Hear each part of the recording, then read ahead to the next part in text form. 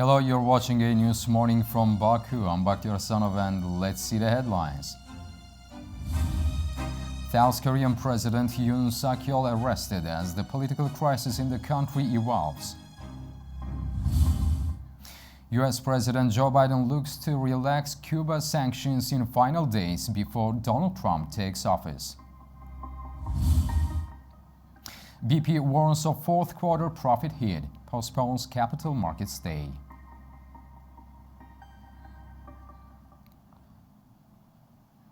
The arrest of impeached President of South Korea, Yoon Suk-yeol, has sent shockwaves through the nation. This pivotal event marks a turning point in the nation's political landscape. We delve into the details of historic arrest. South Korean authorities have arrested impeached President Yoon Suk-yeol on charges of insurrection tied to his declaration of martial law on December 3rd, investigators confirmed. A motorcade was spotted leaving Yoon's fortified hillside residence where he had been staying for weeks behind barbed wire and protected by a significant personal security detail. Yoon reportedly agreed to cooperate with investigators to avoid further violence. Earlier that morning, more than 3,000 police officers and anti-corruption officials gathered at the site, pushing through crowds of Yoon's supporters and members of his ruling People Power Party who were protesting his arrest. Yoon's legal team argued the arrest attempt was unlawful and intended to disgrace him publicly. This marked the first time in South Korea's history that an arrest warrant was issued against a sitting president. Supporters of the impeached president clashed with police, while opponents also demonstrated nearby. Despite the frigid temperatures, some pro-Yoon supporters camped overnight near his residence, showing emotional solidarity with the embattled leader. Authorities deployed 3,200 officers to carry out the arrest, facing resistance from hundreds of Yoon's supporters and party members who had gathered before sunrise. On January 3rd, an earlier attempt to serve the historic arrest warrant failed after a standoff with Yoon's presidential security team and military guards. In Bolivia, former President Evo Morales failed to appear for a court hearing, citing medical reasons. The ex-president is under investigation for aggravated trafficking of persons lodged against him.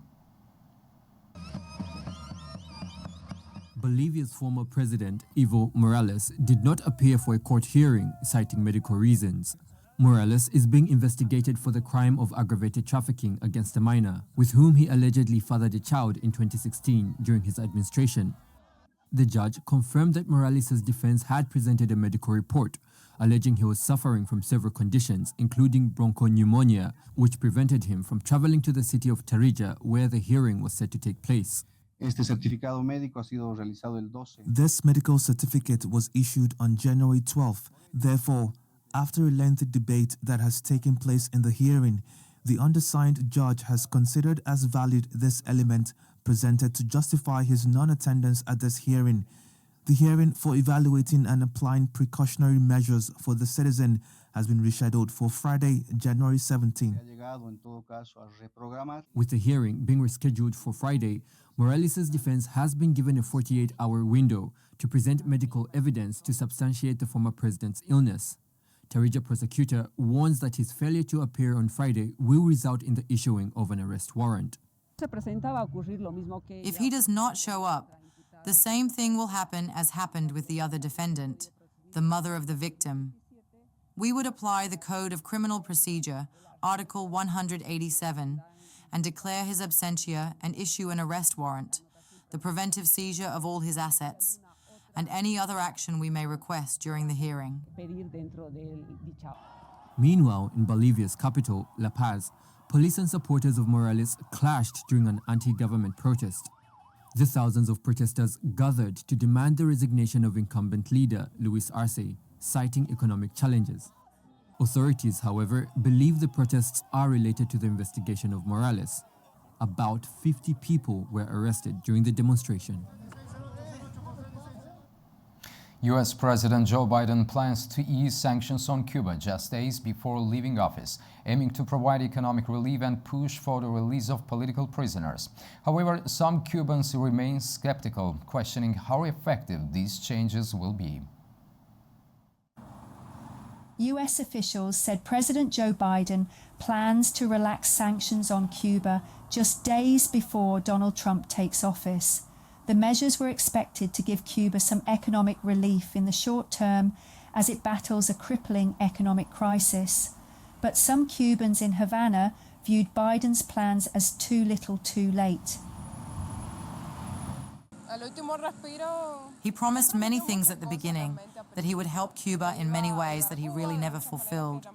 But this will be his final goodwill.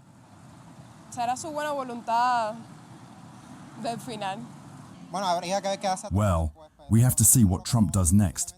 Knowing him, it's possible that they quit this week and Trump comes and everything goes backward. I see it as a somewhat useless action because how many advantages will we have for how long? A couple of weeks? A few days? The measures Biden plans include a reversal of several hardline restrictions put in place by Trump during his first term. A senior administration official said the measures include plans to lift the U.S. designation of Cuba as a state sponsor of terrorism and to undo a Trump order that restricted financial transactions with some Cubans.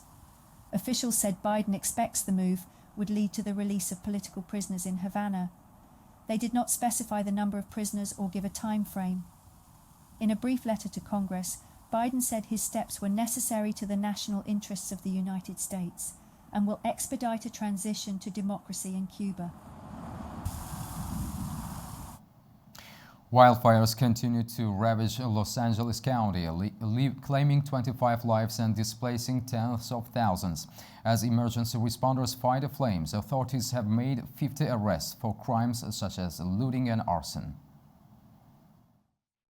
The wildfires burning across Los Angeles County have become one of the most destructive in the region's history, with at least 25 confirmed deaths and nearly 30 people still missing.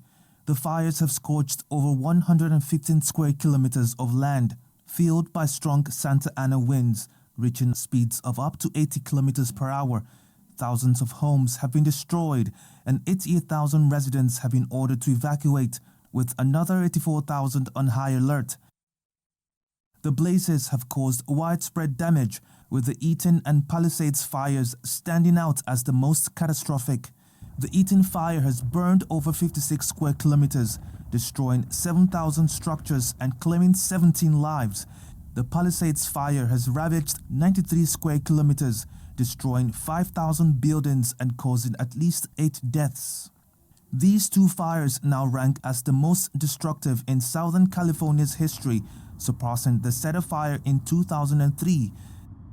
Emergency crews continue to battle the flames, with over 8,000 firefighters working across the region, aided by teams from the U.S. and abroad. While there was some brief relief on Tuesday with lighter winds, conditions remain perilous, and forecasters are warning of the potential for stronger winds that could reignite the fires. Nearly 90,000 households have been left without power as utilities shut off electricity to prevent additional sparks. In addition to the growing humanitarian crises, authorities are facing criminal activities in the affected areas. Police have announced roughly 50 arrests for crimes including looting, flying drones in fire zones, and violating curfews. The cause of the wildfires is still under investigation, but the intense heat and dry conditions have made firefighting efforts particularly challenging. Now over to Russia. The Kremlin expressed concerns about the growing ties between Armenia and the United States, calling the United States' approach to the South Caucasus destabilizing. Moscow's criticism comes ahead of the signing of a strategic partnership agreement between Yerevan and Washington. Kremlin says that the U.S. had historically not contributed to stability in the region, adding that it's trying to involve more countries in its agenda. Armenia, once firmly aligned with Russia, has been strengthening its relations with the West in recent years. While details of the upcoming agreement remain undisclosed, the US and Armenia have held joint military drills and signed multiple trade agreements. Armenia's parliament also recently supported a bill to pursue EU membership. Moscow says it's ready to discuss security guarantees, including to Ukraine, in order to achieve lasting peace in Eurasia. Russian Foreign Minister Sergei Lavrov says Russia is willing to sit down with Donald Trump when he takes the Oval Office. Dasha Chernyshova has more from Moscow. Moscow says it will study U.S. President-elect Donald Trump's peace initiatives on Ukraine when he takes office. That's what Russian Foreign Minister Sergei Lavrov said to foreign and Russian media outlets. Wrapping up Russia's foreign policy performance in 2024, Lavrov praised Trump for making what he called an honest admission that NATO lied when promising non-enlargement of NATO to the east. Lavrov said it was important that this root cause is now sending stronger in the West after years of Russia making that claim. But Sergei Lavrov said that Moscow would need to look at Trump's concrete steps once he is in the White House. Lavrov also said that Moscow was willing to clinch a wider security deal for Eurasia that would also provide security guarantees to Kyiv, or as he described it, a country that is called Ukraine. Lavrov accused the United States of seeking to disable the Turk Stream gas pipeline through which Russian gas flows to Turkey and Europe.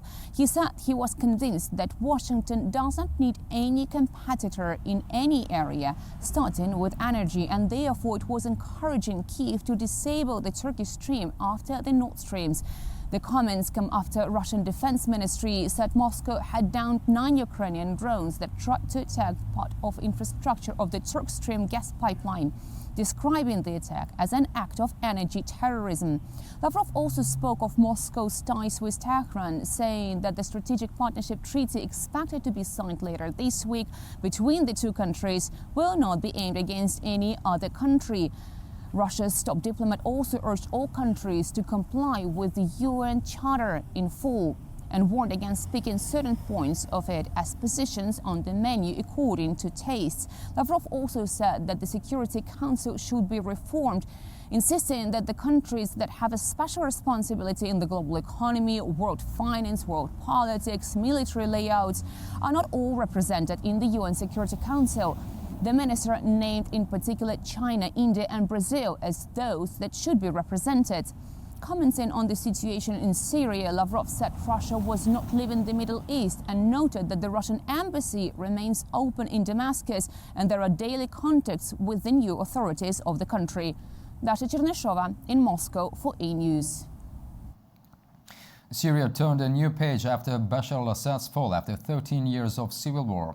As the country hopes for peace, Turkey pledged to support stability, while France's backing of the Syrian Democratic Forces caused tensions. For years, Syria endured the devastating effects of a prolonged civil war, torn apart by competing forces and the ambitions of external powers seeking to impose their agendas. The conflict has caused a devastating humanitarian crisis with profound and far-reaching consequences. It led to the displacement of millions of people, extensive loss of life, and widespread destruction across the country. On December 8, 2024, armed rebels took the Syrian city of Damascus, forcing longtime ruler President Bashar al-Assad to flee the country. Following the collapse of the Assad regime, a genuine hope for peace emerged. Ordering Turkey demonstrated a long-standing commitment to stabilizing Syria and supporting its recovery, especially given the complex political, humanitarian and security challenges in the region. Turkish President Recep Tayyip Erdogan vowed to uphold Syria's territorial integrity as he reaffirmed a new era has begun, both in the country and in the region. He emphasized Turkey's support for Syria in its efforts to prevent destabilization, cautioning that Ankara would act swiftly against any perceived threats. Earlier this week, French President Emmanuel Macron stated that Paris would not abandon the Syrian Democratic Forces, which has been one of the many factions involved in Syria's 13-year-long civil war. Turkey has strongly rejected the proposal to deploy French troops along the Syrian border. Turkish Foreign Minister Hakan Fidan despised actually the French requests without telling its name, and he mentioned them as a small European countries who follow the US, but not without mentioning their name. The thing is, of course, now Syria is a perfect place for those countries who want to have an influence over them, and as a country which has a history, a colonial history in Syria, France wouldn't want to miss such an opportunity, especially considering US disengagement. While publicly claiming to avoid direct military involvement, France has been deeply embedded in Syria for years, particularly in Kurdish-controlled areas in the northeast. Through its support for the Syrian Democratic Forces, France has been backing a group tied to the PKK. It's important to recognize that France's statements with regard to sending troops to Syria are more rhetoric than they are fact. France already has troops in Syria. France has already been separating the ethnocentric separatists in Syria. It's important to understand that the SDF is a fiction actually created by the United States, supported by France, but it's actually controlled by YPG, PKK terrorists. Just as Armenia and others had created a fiction of Artsakhians, there's a fiction of this Kurdish group that is really nothing but a terrorist group. The presence of France in Syria was clearly felt throughout the years of the war. A French cement company, Lafarge, was admitted to making millions of dollars of payments that supported ISIS and another terrorist organization as part of an effort to maintain its operation in Syria as the civil war escalated. Lafarge and its subsidiary Lafarge Cement Syria conspired to encourage ISIS to act in ways that will benefit their security and economic interests, according to court documents. The companies paid around $5.92 million to terrorist groups through intermediaries. After Lafarge evacuated its cement plant in 2014, ISIS seized control and sold the cement for about $3.2 million, as reported by the Justice Department. We know that France at one time colonized Syria. And when France did that, it didn't do so with good intentions of rebuilding Syria or giving Syrians freedom. In fact, what they did is they brought mercenaries from Sierra Leone to actually kill Syrians and civilize Syrians. The fact is that France has always had bad intentions in Syria, and it continues with those bad intentions to keep Syria divided so that there is a weak Middle East, so that it can have its own control, just as it has in Africa and throughout the Middle East and elsewhere. Experts agree that France may try to use its influence in Armenia to advance its interest in Syria, where a large Armenian community lives. The country also has local branches of traditional Armenian parties, such as Dashnak Tutun and Hun Chakan, also operate in the country. For many years, Yerevan actively supported the regime of Bashar al-Assad. It's enough to recall how back in 2009, during the visit of the Syrian president to Armenia, Catholicos of all Armenian, Karagin II, presented him with the highest award of the Armenian Church, the Cross of Saint. We know that Armenia is very malleable or manipulated by France. And we know that Armenia backed Assad. And we know that France preferred to keep Assad so that it could have a weak Syria. So there's certainly every reason to believe that France will continue to use Armenia as a tool to undermine Syria. Because although France publicly held a position that it wanted to bring democracy to Syria, it actually acted very much to the contrary. Turkey, as a neighboring country of Syria, has been involved in this civil war since the beginning due to its long border, security concerns, and a large number of refugees. Ankara has emerged as a winner in Syria, but now using its influence to help build peace. The experts predict that in the end, Paris will not send its troops to Syria, realizing that this will lead to a new escalation and direct confrontation between France and Turkey, and even the United States of America. I don't think such a thing can happen without U.S. approval. The thing is, can U.S. approve such a request? Yes, they can, because as long as it's not U.S. military, Trump wouldn't mind much about who is there. But if it is going to create a new tension, as considering both parties are NATO allies, and considering like U.S. new administration is not favoring France either. Official sources have reported that the Syrian ministers of Foreign Affairs and Defense, as well as the head of intelligence, are said to make an official visit to Ankara. This visit marks the beginning of a new chapter in the relations between Turkey and Syria, which could become a significant step toward the long-awaited peace. It's clear that France has one goal: fragmenting Syria. Despite the ongoing attempts by external actors to interfere in Syria's internal affairs, the focus is now on the potential to achieve stability and security in the region through dialogue and cooperation between neighboring countries. About 40 farmers have been killed by suspected insurgents in Nigeria's northern state of Borno. Officials say the gunmen also took some locals away. Tessa Makenda reports.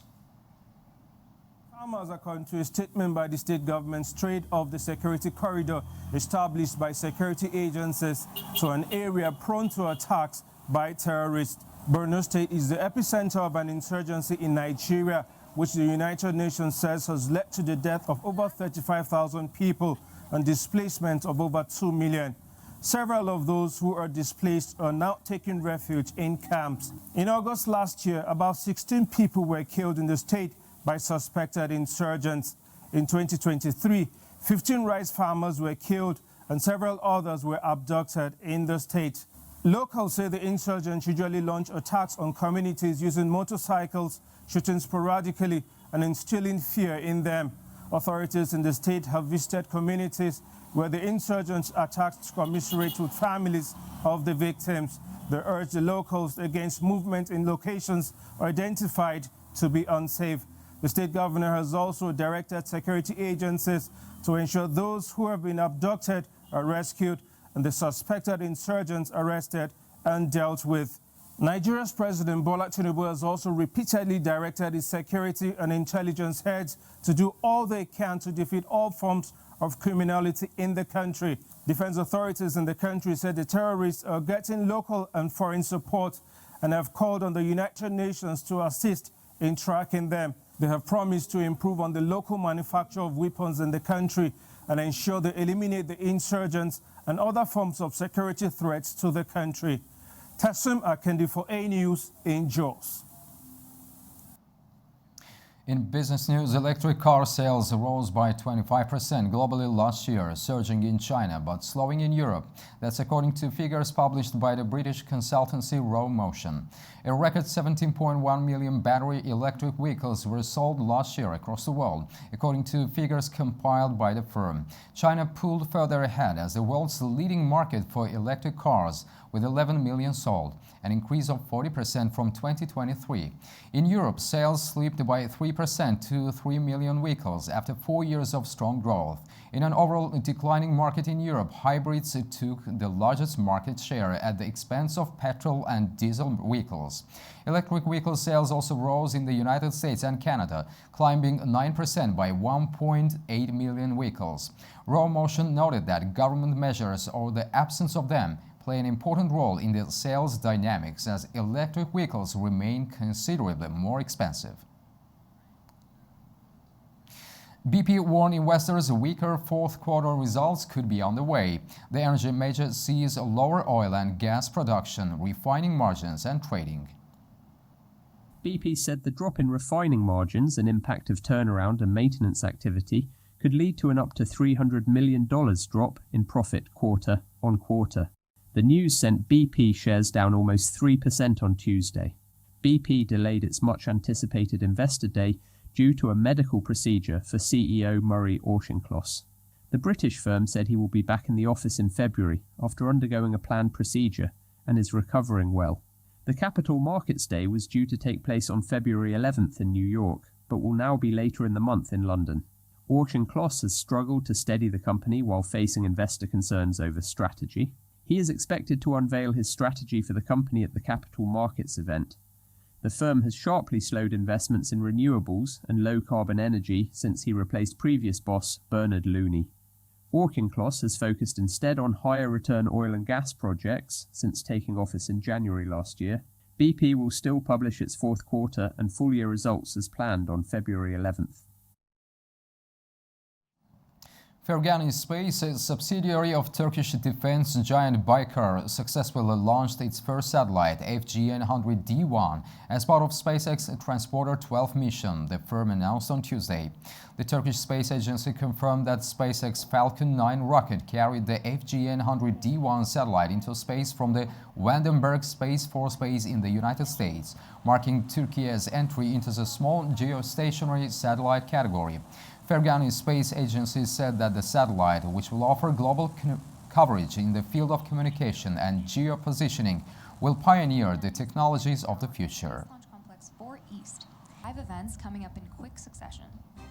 That's all we have for this hour. You can also get latest news and headlines around the clock on our website, that is anews.tv. Thank you for joining us, and also we wish you a good day ahead.